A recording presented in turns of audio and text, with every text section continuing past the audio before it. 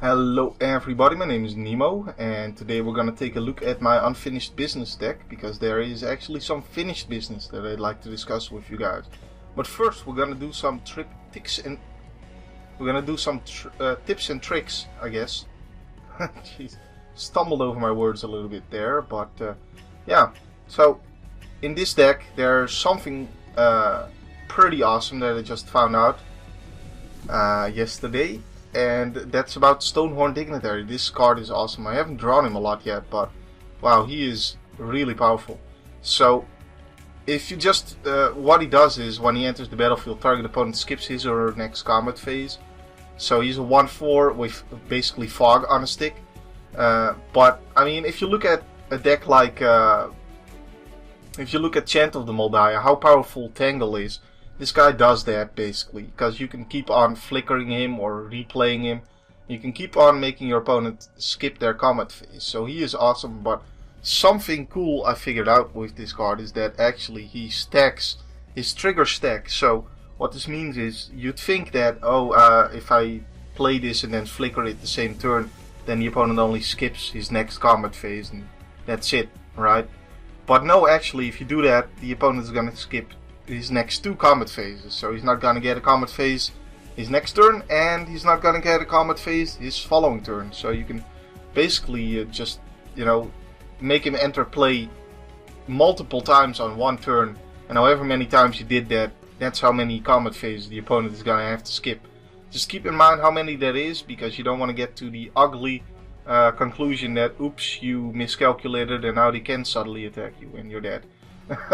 But he is awesome. And you can actually set up a permanent lockdown with this card with something like Dust Elemental and something else that lets you return Dust Elemental and the Stonehorn Dignitary, and just keep on cycling those cards, and awesome stuff. Awesome stuff. The opponent never gets to attack until they deal with that. So yeah, just a little tip for you guys, you can stack his triggers. Awesome. So unfinished business. I know the last few videos with this deck been a little not amazing success, but I have figured out how to build this deck, and I'm going to show it to you right now. So I actually recorded 2 videos prior to this one that I'm not going to upload because they're going to be useless when this deck build comes out, because they were recorded before I got basically my final deck build done.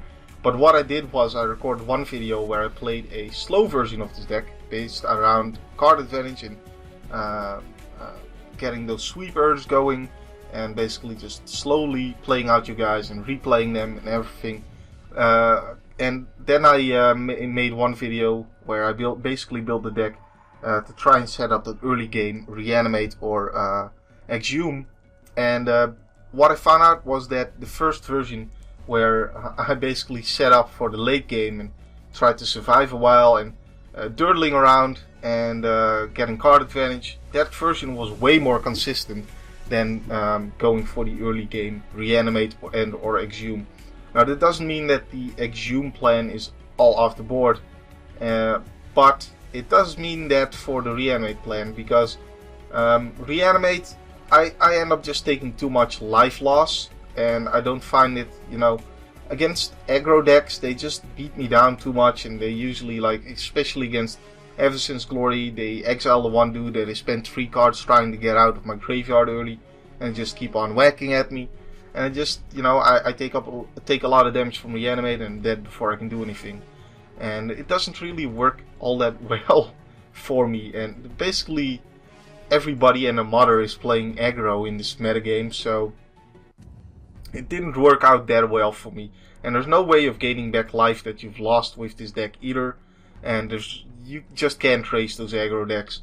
So I don't want to play Reanimate, and I'm not really setting up that early game win, but that doesn't mean that I'm not playing some of those early game discard and or getting back cards. It just means that if I do that, it's more likely that the guy I get back is actually on defense early on, so I can get to my late game plan. But anyways, having said that, Reanimate can be useful, especially in the mirror match. The mirror match for this deck is stupid. It's just broken. It's so weird, because you basically don't... You want to be the guy who can respond to your opponent dropping something in the graveyard by reanimating their guy or something like that. And with Exhume that doesn't really help if they drop something in the graveyard, and otherwise you gotta wait until turn 4 to be able to grab their thing. If you have Reanimate, you can do it for 1 mana early on, and you can win the mirror match with that. But it's just a weird mirror match. I don't build my decks for the mirror matches, because they're usually pretty weird anyways, and especially so with this deck. But let's get to the deck build here. We've got 26 lands. I find 26 a good ratio. I actually want to be able to, at least at some point, cast my 6 cost guys, because I'm not always going to be able to reanimate them or drop them in the graveyard. So I want to have that as an option, and I want to get to 5 mana as quickly as possible to play a Living Death or to cycle a Decree of Pain against aggro decks, because that is my salvation. That is the way I try to survive and win those matchups. So I want to just have enough land that I can actually get there, and combine that with a lot of draw power, and the deck seems to be doing quite well for me. So something else important, I'm not running the Evolving Wilds because I want to make use of my lands each turn optimally. I don't want to have to drop in Evolving Wilds like turn 5 and not be able to play Decree of Pain or Living Death that turn if I really need to. That would just end up hurting me too much. When I had these in, I was losing games because of it. Tempo is very important in this metagame, and Evolving Wilds doesn't help you in that scenario.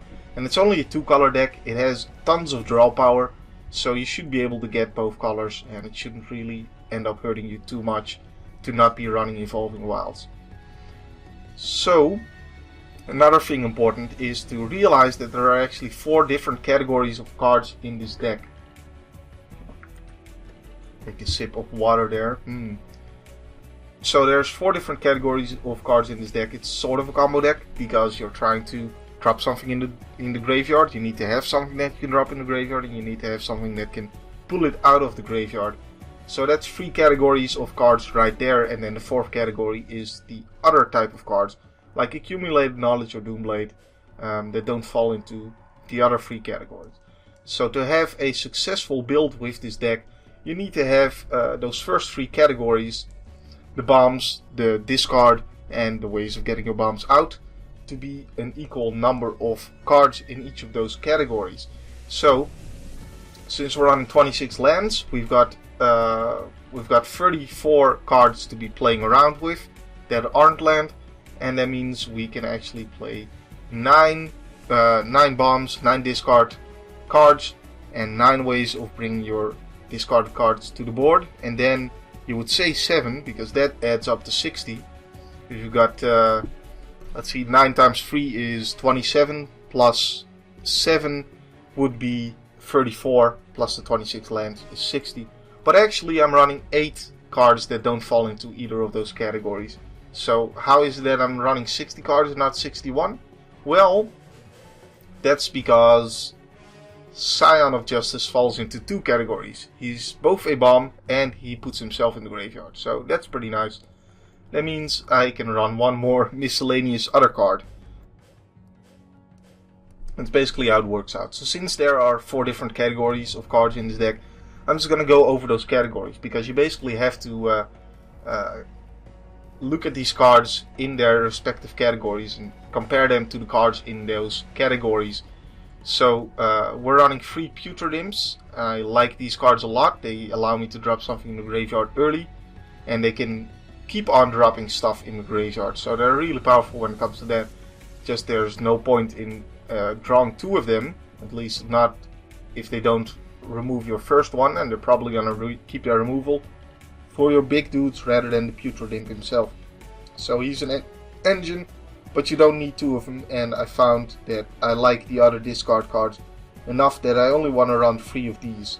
So we got 9 discard cards in total, and those are free. So here are 2 more, Distress. And this is actually quite nice. Not only can it discard a card from your hand, it can discard something from your opponent's hand, and it can also get rid of their removal that is going to ruin your game plan. So very, very nice card. It does cost double black, but again, I'm trying to go a little bit slower, so by the time I want to be doing it, I usually have the double black anyways. But I'm running 2 of those rather than the full 3, because, well, you know, each of those different cards basically has an upside and a downside. So I want to be running a bit of a balanced, you know, package. I don't want to run too many of a certain type of discard card, and that goes for the ways of bringing your Bellums out onto the board as well. I don't want to run too many of the same, because they each have a downside, and if the downside is affecting you and you draw 2 of them, then it's not going to be great. So other than that, we also have Consult the Necrosages. This can discard cards as well. That counts. That is the 6th one. And we've got Sift here. Draw 3 cards, then discard a card. This is really, really, really nice. But look at the art of this card though. It is so weird. This guy doesn't have a head, and he is choosing which head he is going to use. Yeah. Ah, it's so awesome. I love that art. So yeah, that's 3 here, and that's 2 of those. So that's 5 plus the 3 Putrid Imp. That leaves, that's 8. So the 9th card is of course the Scion of Darkness, which can put itself into the graveyard. So those are my 9 discard cards basically. I don't want to run too many shifts, because if I do, then it is a 4-cost card that doesn't do anything the turn you play it. So you know, you don't want to spend too many turns doing nothing. And there is quite a bit of card draw already. I just wanted to make sure that I usually almost always have some to restock my hand. So I think 2 is the ideal number, with the 4 accumulated knowledges and the 1 Consult the Necrosages as well. Something important, something interesting to note about Consult the Necrosages is sometimes you have 6 cards in your hand. No, sometimes if you have like 7 cards in your hand, and you're deciding, well, is it better to draw cards here, or is it better to discard a bomb into my graveyard? Well, if you only are really interested in dropping 1 bomb in the graveyard with this card, then you know what you could do is choose to draw 2 cards, and since you're at 7, you're gonna play this, you're gonna go down to 6, you're gonna draw 2 cards, you're gonna be at 8 cards, and guess what you're gonna be doing at the end of your turn? You're gonna be discarding a card. So that way you get both the ability to draw cards and you get to discard. So sometimes that's really nice. Just something to keep in mind. Sometimes, because it's something you don't always think about. You're like, oh, I should be discarding now, so let's just discard. But you know, if you pay attention to your hand size, sometimes you can both draw and discard. So yeah, something to keep in mind there. That is basically my discard package. So the Further Distress we talked about, and I guess the mere Cutpurse would fall into the discard category, but this guy, there's just no way of making sure that this guy actually gets in on the opponent in this deck, so there's really no point in running that guy. We've got Cunning Leftmancer. At the beginning of your upkeep, each player discards a card, and doesn't really work well with Exhume for one thing, and sometimes you just end up discarding too much. I don't really like the card too much. So we've got a Hidden Horror. At first I thought this card was going to be amazing, but it can be a little bit awkward at times when you just want to drop a guy on the board, and you can't because you don't have a creature to discard to this. I mean, the other discard cards, most of them at least do something when you don't have a bomb to discard to them. So, and otherwise you can just discard land to it or something. But in this case, you really need to have a creature card to discard to it. So, nah. We've got a Windfall here, which is quite amazing in the early plan where you try to reanimate or exhume, because you end up using a lot of cards for that, and being able to ditch your hand and your opponent's hand and then draw cards equal to usually gonna be their hand, because they're in that case gonna have more cards in hand than you. That's pretty awesome. However, the way I've set this deck up right now, I'm usually the guy who has the most cards in hand, and I don't want to play Windfall. So it is awesome for putting a lot of targets in the graveyard though, for the animation purposes. But yeah, I don't want to be restocking my opponent's hand. So I think that's basically it for the, yeah, that's basically it. So next we're going to be talking about the bombs of this deck. So here we've got the biggest one, which is Demon of Death's Gate. Obviously this guy is in because he's a 9/9 flying trample and he's amazing. He's the hugest guy, so he's got to be in the deck, right? Makes sense. We've got Scion of Darkness, which, because it cycles itself into the graveyard, is awesome. And it has trample, and when it deals combat damage to a player, you may put target creature card from the player's graveyard onto the battlefield under your control. He is just super awesome. He's amazing. He does cost 8, so you're not likely to be hardcasting him, but between the fact that he cycles himself and puts himself in the graveyard and draws you another card, you're usually going to be able to reanimate him, so quite nice. We've got Tidal Kraken here. I don't, the mono blue cards I run, there are matchups against black decks, and sometimes it makes a lot of sense to just be running only black dudes because they can't Doomblade them, but the blue cards I am running that don't have black in them are basically in there because they do a very good thing for the deck.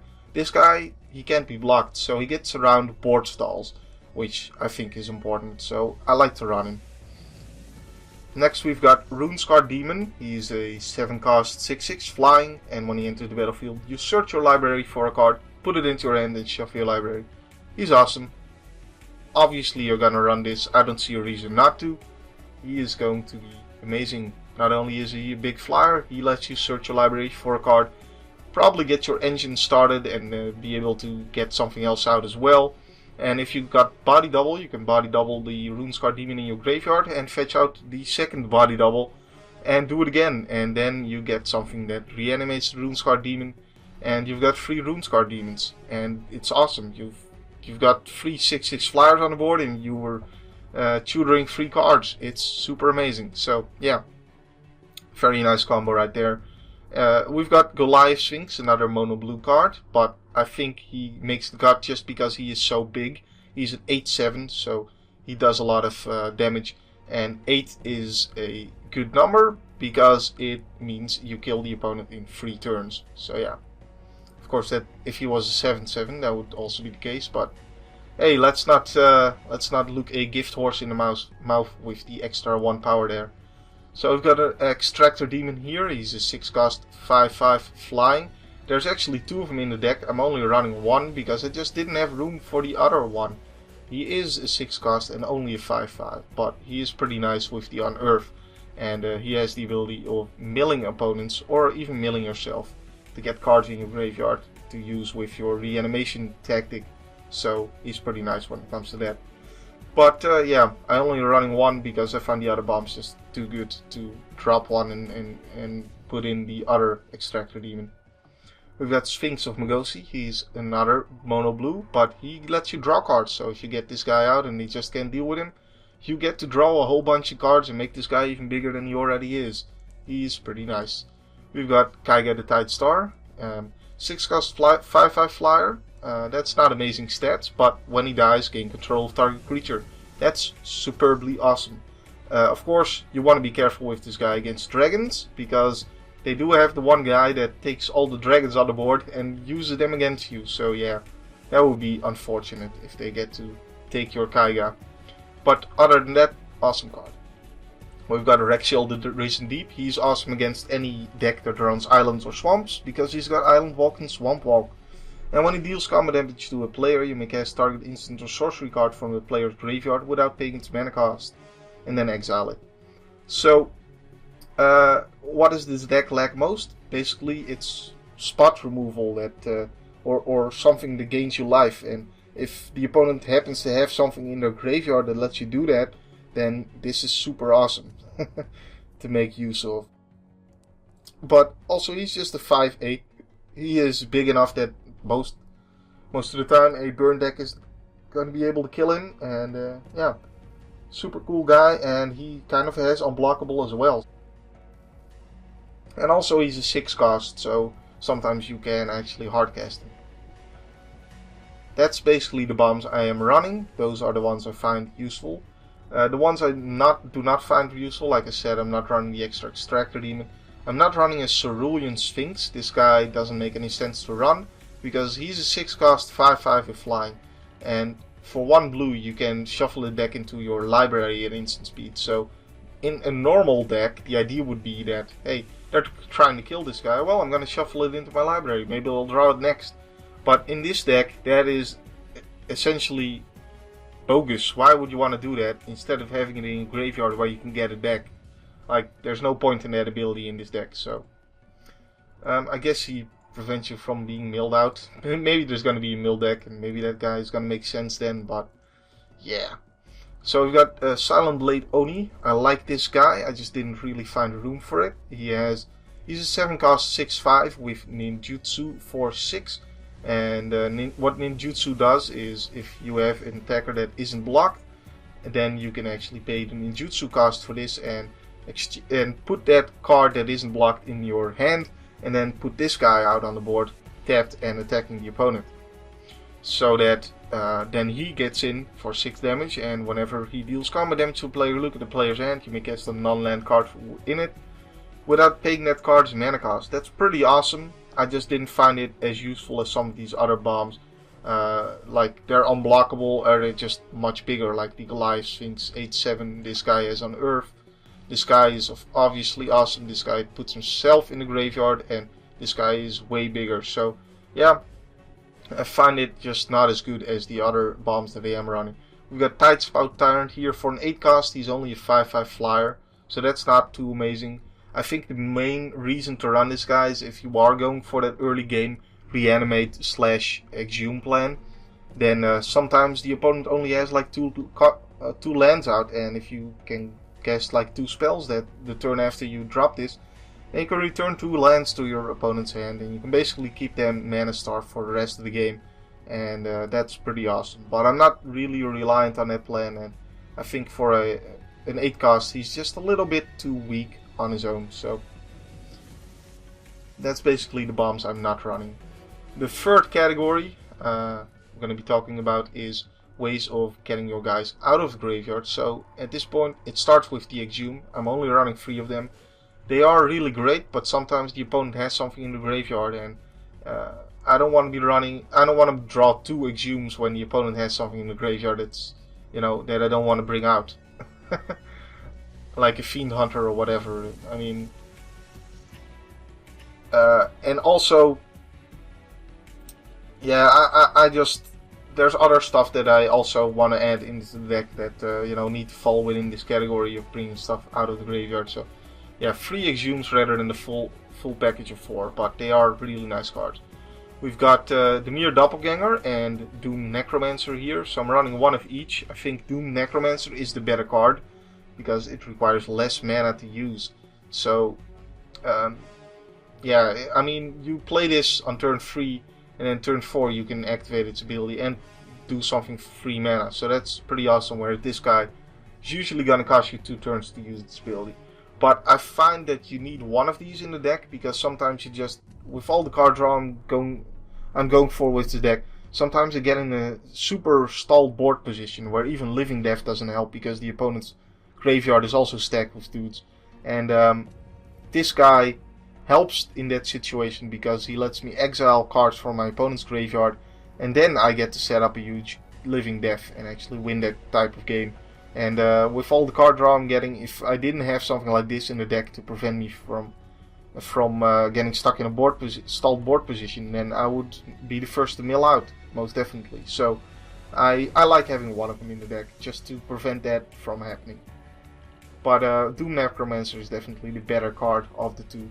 But something else is, if you do have 6 mana, you can play this guy and immediately use his ability. Where this guy, since he has a tap ability, he always has to wait a turn. But hey, this guy is also a 2/2, where this guy is a 0/2, so if you have to, you can actually block and trade with Doom Necromancer. I mean, there's the upside to that, right? So,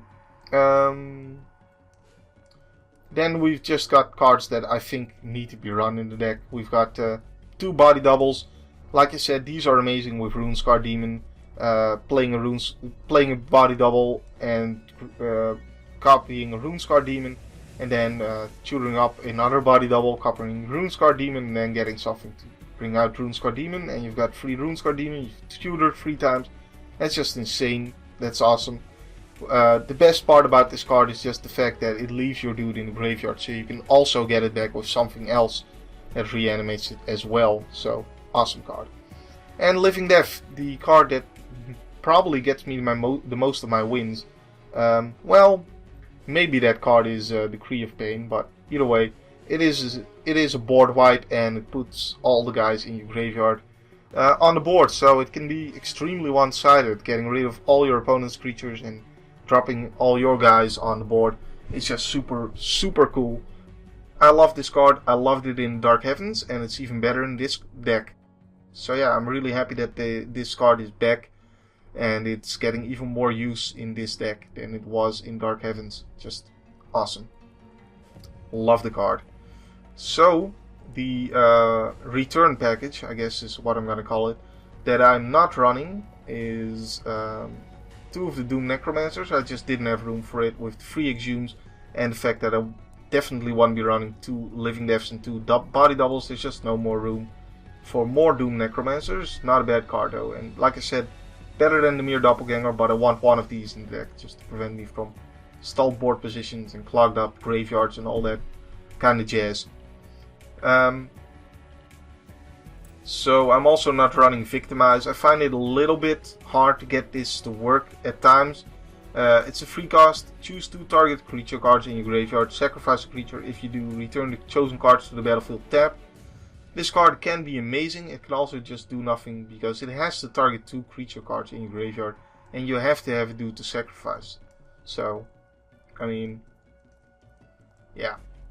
Sometimes it doesn't do something, and sometimes it is absolutely insane. But I'd rather have consistency, and I don't want to be running the Victimize. But if you want to run it, I would suggest to do this. So there you go. And I may just put it in later on, anyways. So that's one of those cards that may still make the cut at some point. So aside from this, we've got the Beacon of Unrest, the 4 Rise from the Graves. I mean, there's just no point in running that. It's just worse than Living Death. It's definitely worse than Body Double. So yeah, I mean, why would you want to run this when you can return stuff with the Mere Doppelganger and Doom Necromancer earlier on and Exhume? There's just no point in running these 5-cost return dude spells. But obviously, there's actually an upside to Beacon of Unrest and an upside to Rise from the Grave. Between the two, I think Beacon of Unrest is better because it shuffles back and you get to maybe use it again later on. But Rise from the Grave, although since I don't want to be running it in the first place, I probably don't want to draw it the second time either. But yeah, Rise from the Grave, the upside is that your creature gets to be a black zombie, so it gets protected from Doom Blade. But yeah. So that's the return package. So now we're going to talk about the cards that don't fall within the combo, I guess, the miscellaneous cards here. We've got 4 Accumulated Knowledge. Man, this card is insanely good. So the first card you cast of this, it just cycles itself. It's 2 mana, you use 2 mana, and you draw a card and you use 1 card to do that. So that's not awesome. But the second time you play it, you get to draw 2 cards for 2 mana. So then, at that point, it's a cheaper divination, basically. And it's an instant speed. The third time you play it, you get to draw 3 cards. And the fourth time you play it, you get to draw 4 cards. And usually I get at least 3 of these cards, 3 of these accumulated knowledges over the course of the game. And I usually have time to play them. So they are really sweet. They are much better than I anticipated them to be. Yeah, really nice. Only 1 Doomblade here. I found that if I run too many Doomblade, then, well, the first thing is I go up against black decks, because there's a lot of mono black decks in the format, and Doomblade can be super useless against those decks. It's not completely a dead card, because you can kill a blue creature that you control to set up a Living Death, but yeah, I mean, most of the time it's gonna be dead against the mono black deck. But either way, even against decks that aren't mono black, I don't want to draw too many Doomblades, because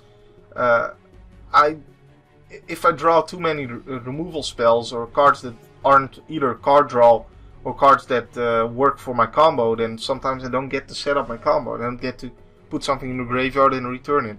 because I either don't have the card to put something in the graveyard, I don't have the bomb, or I don't have the return card, or whatever. If you run too many Doomblades, that's what happens. So that's why I only run one Doomblade here. And you can tutor for it, so that's pretty awesome. So one Doomblade is usually enough. And what you mostly want to be doing is Living Death or Decree of Pain anyways. We've got Diabolic Tutors, so talk about tutor cards. This is either going to grab that Doomblade or it's going to grab Runescar Demon most of the time. So it's just a tutor card, and I find that I usually have time to play it, so it's pretty awesome. If you have Runescar in the graveyard, it's obviously pretty much always going to get a body double. Or it gets, if you're really losing on board, it gets Decree of Pain, which is also an awesome card, and the next one to talk about. So this card is just really good because it kills most of the aggressive creatures.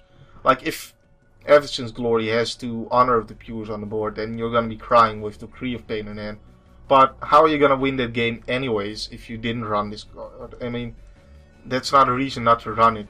But yeah, this card is just super amazing. I don't think I've ever cast it for 8 mana, but the cycling for 5. I mean, for the 8 mana, it's really awesome if you do get there. Destroy all creatures, they can be regenerated. Draw a card for each creature destroyed this way is super cool.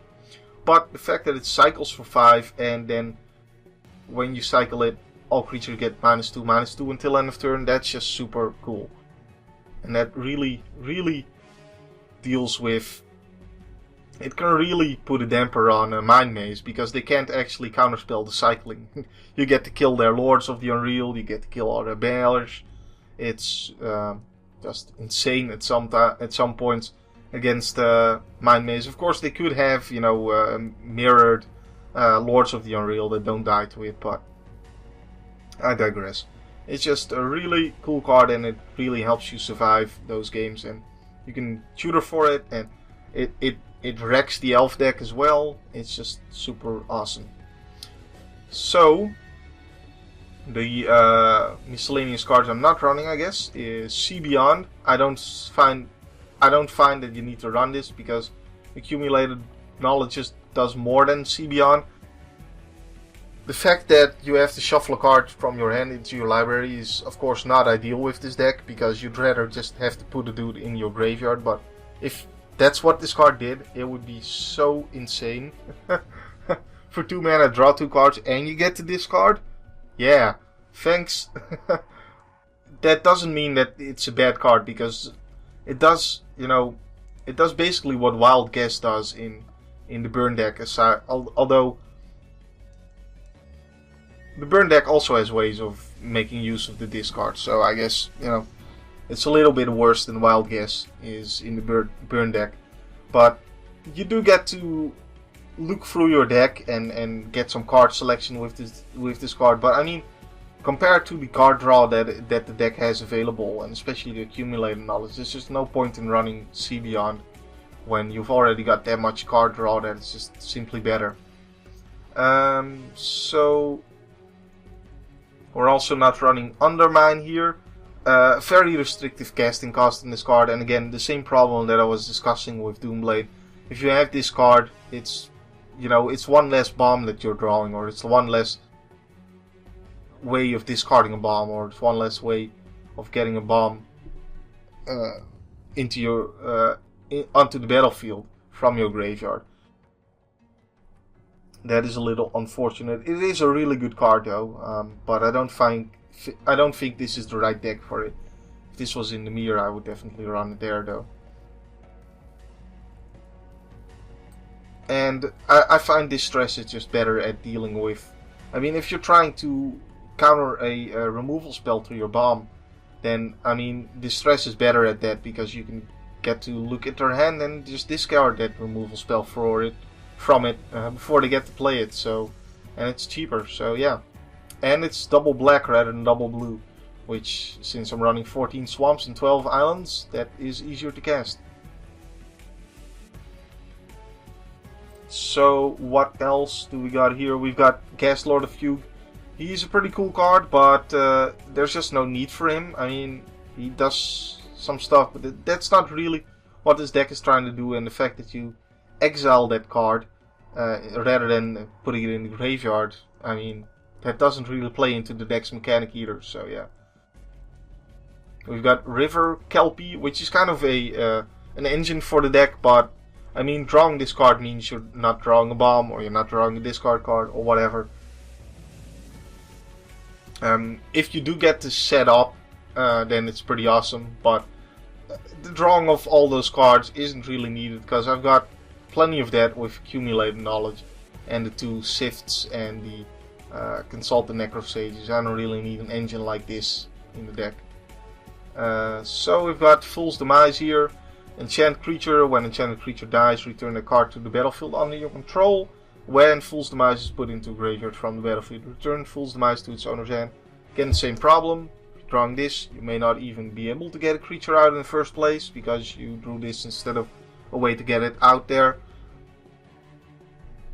But aside from that, if they respawn by killing your dude, it doesn't do anything. If they exile your dude, it doesn't do anything. So, well, at least you get Fool's Demise back in that case, but yeah. I find it a little too slow. I just don't really like the card. I'd rather be sure that the deck actually works in what it does than trying to go for overkill with cards like this. Then, you know, if you've got a dude out, you're already usually pretty happy, so. And then I'd rather be able to get more dudes out rather than be doing that. Although it would be pretty awesome if you can somehow set it up with Runescar Demon and go crazy with that. Something else, I think these are the last 2 cards. Gather Specimens. Well, I already talked about why I'm not running Undermine, so this is basically the same deal here. Of course, if a creature would enter the battlefield under an opponent's control this turn, it enters the battlefield under your control instead. So rather than just the fact that you can counterspell their big guy and get it, there's a little combo that if you're at 8 mana, if you got Gather the Specimens and and Exhume, that is kind of awesome. Although they don't have to target whatever they're getting back, so you don't get to know what they're getting back. So you have to actually play Gather Specimens before they choose what they're getting back. So if you've cast Gather Specimens, they're gonna know that you're gonna get that guy, and they're just gonna choose some random dork that doesn't really do much. So yeah, but it's a fun combo, right? I mean, if they only got something big in the graveyard, yeah, that would be just so much insult to the injury. But yeah, not really interested in that card. So that is basically the deck. I know it was a little weird in how I did this one, rather than going with the mana curve and talking about the 1-drops, etc. I did it in different categories, and that's basically how I described how I set up this build. But I think that's how you gotta look at the deck, anyways. So, and that's how I built it as well. That's the deck build, and we're gonna be playing some games with the deck, and I assure you it is a pretty awesome build. So we're gonna get some gameplay. My name's Nemo. My name will still be Nemo. Next time, see you then with the gameplay.